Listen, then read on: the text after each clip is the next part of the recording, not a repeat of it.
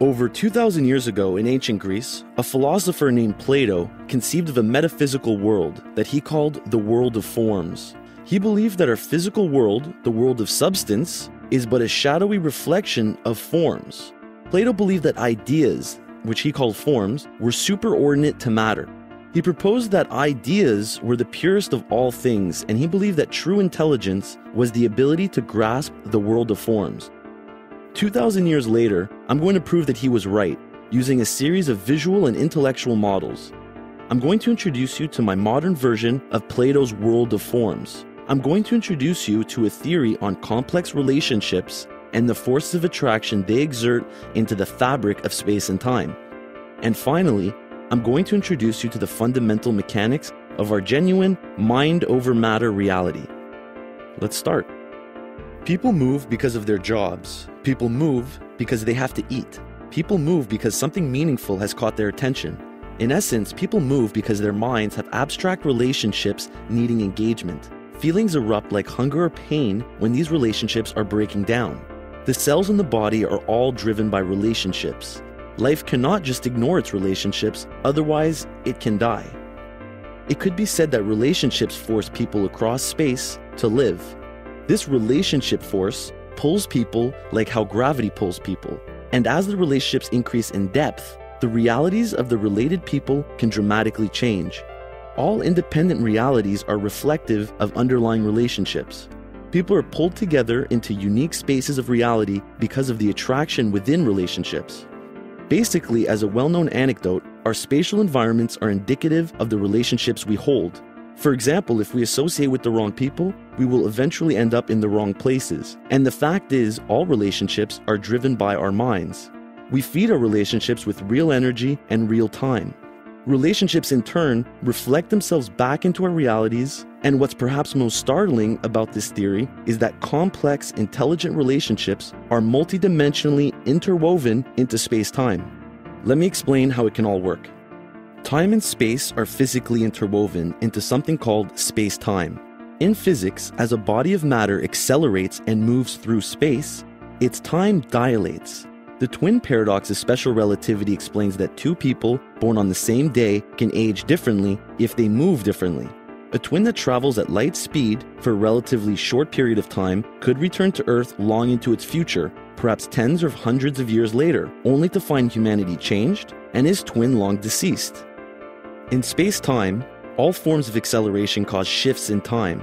As a body moves faster through space, the same body appears to move slower through time, and vice versa. That's a pillar of physics. This special rule of relativity is usually only applied to very fast physical motion. People move slowly on Earth, so we tend to believe that time dilation doesn't really affect us, at least not by much. Now, as I was saying about relationships, although it appears that people move slowly, their environments in which they move are shifting quite rapidly. The relationships we hold with our environments are changing incredibly fast, considering it was just 100 years ago that we first flew. And since the dawn of time, our environments have been changing faster and faster given the increasing number of relationships on Earth. We now have cars, planes, televisions, computers, electricity, phones, and the internet. All of these things provide relationships that provide a form of abstract acceleration. Humanity accelerates through an abstract space. Relationships provide us with metaphysical motion. As the relationships inside our societies become increasingly complex, relationships release a kinetic energy that grows and multiplies in some metaphysical space.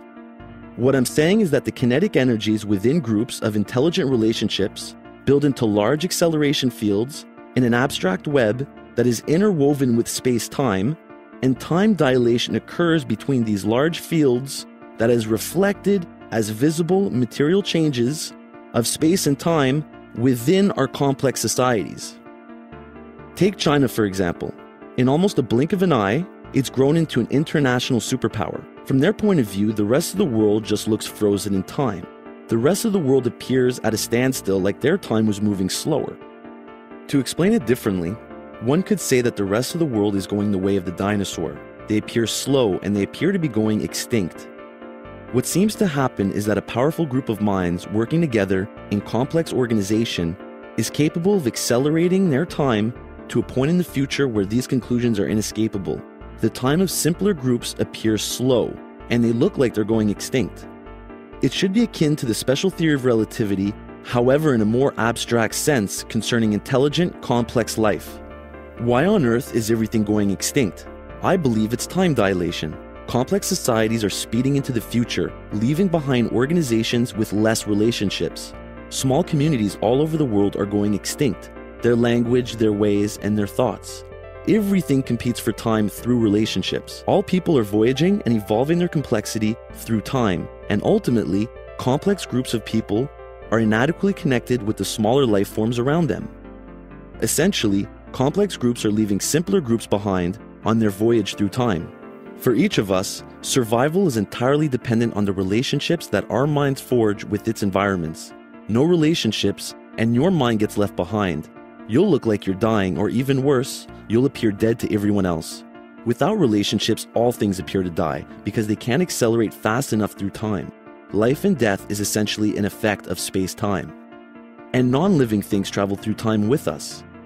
Objects that survive thousands of years have deep connections that keep them around and seemingly alive. Important objects are kept safe for hundreds of years because they contain enormous amounts of valuable relationships.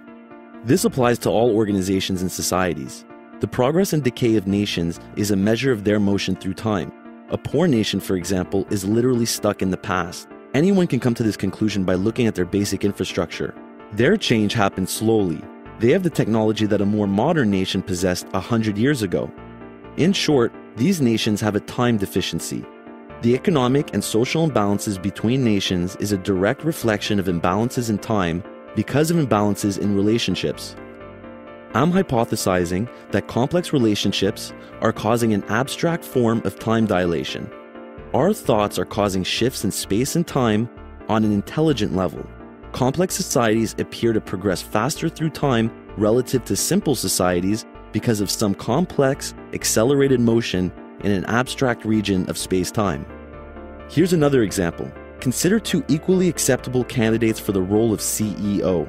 Who gets the position? The candidate with the better connections does. This candidate gets to leap across time. A less connected person may spend a lifetime to reach that position, while a more connected person, perhaps the son of a senator, may reach this position far faster. So fast that they may have the time to travel across several CEO positions. Relationships pull people across time and space in abstraction. Let me explain it again. There is an intellectual component embedded within the material complexity of space-time. Take a cell phone and a rock that have the same mass. Physics will tell you that they both generate the same amount of physical gravity. However, why do we all have cell phones in our pockets and not rocks? Because cell phones contain relationships that we use to manipulate our environments. We use the relationships within phones to accelerate through time.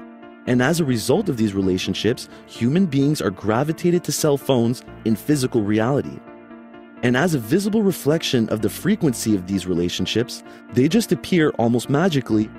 Let me explain to you how relationships work. I'm going to make an example using a house and a car. The measure of symmetry between the two is found in its shared systems. Symmetry is basically another word for relationship that I use. A house usually has a driveway. A driveway is where a car parks. A driveway is an area of symmetry that is shared by both the house and the car. A house can also have a garage, a container for a car.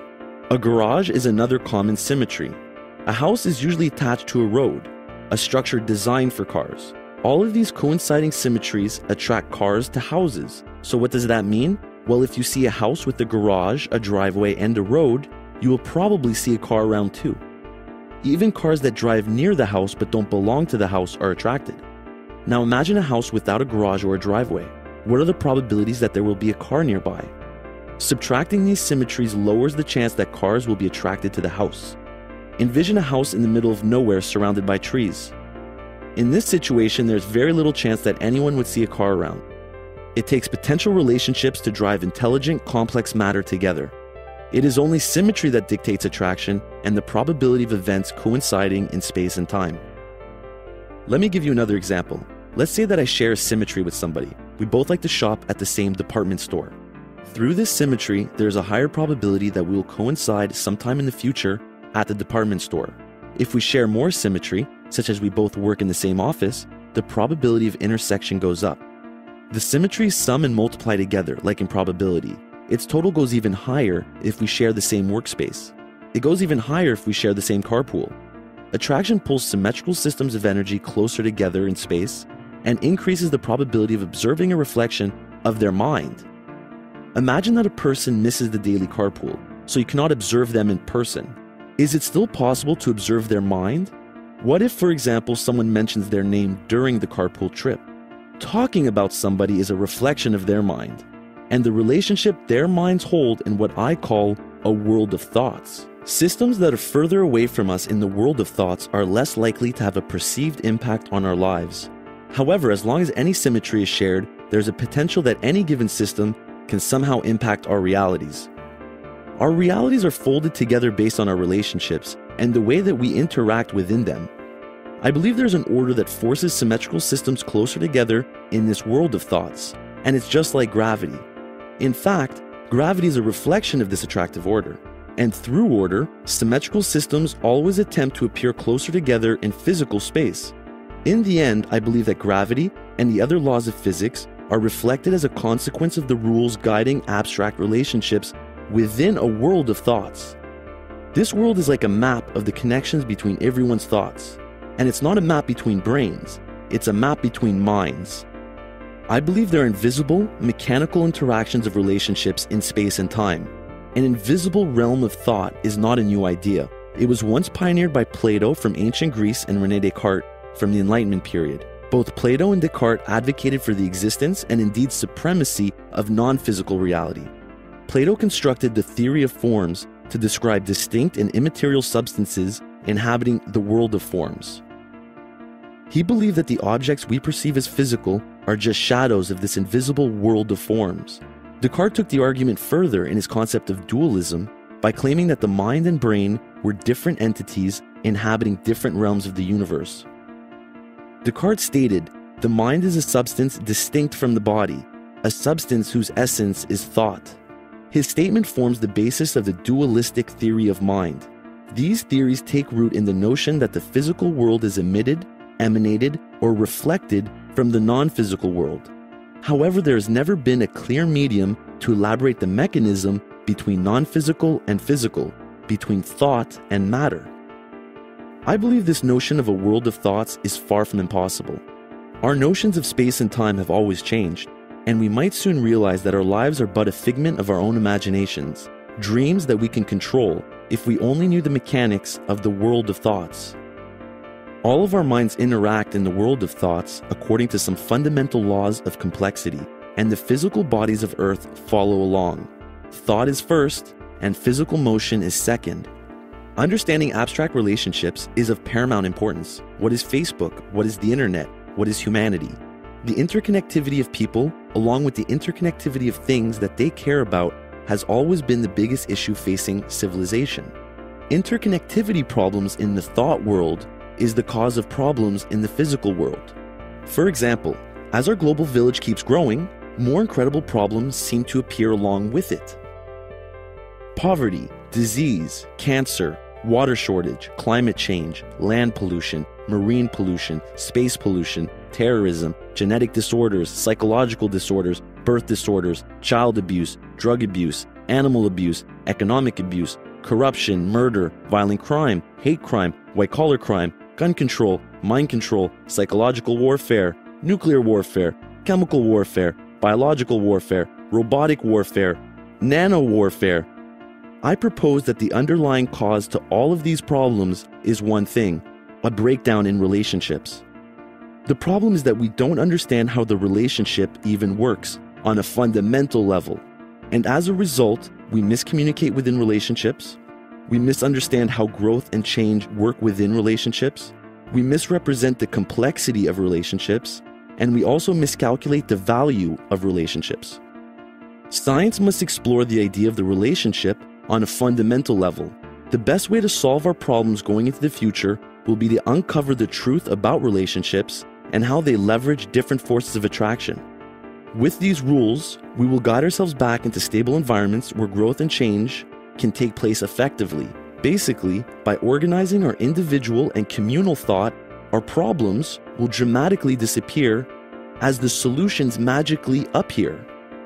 In 1623, Galileo wrote, "Nature's grand book, which stands continually open to our gaze, is written in the language of mathematics. Its characters are triangles, circles, and other geometrical figures, without which it is humanly impossible to understand a single word of it.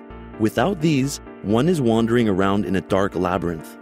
I believe that thought, and hence the entire universe, is founded on symbolism, a mixture of meanings and shapes. The most successful book of all time is the Bible. It's a book of meaning. The second most successful book is Euclid's book called The Elements, and it's a book on shapes and geometry.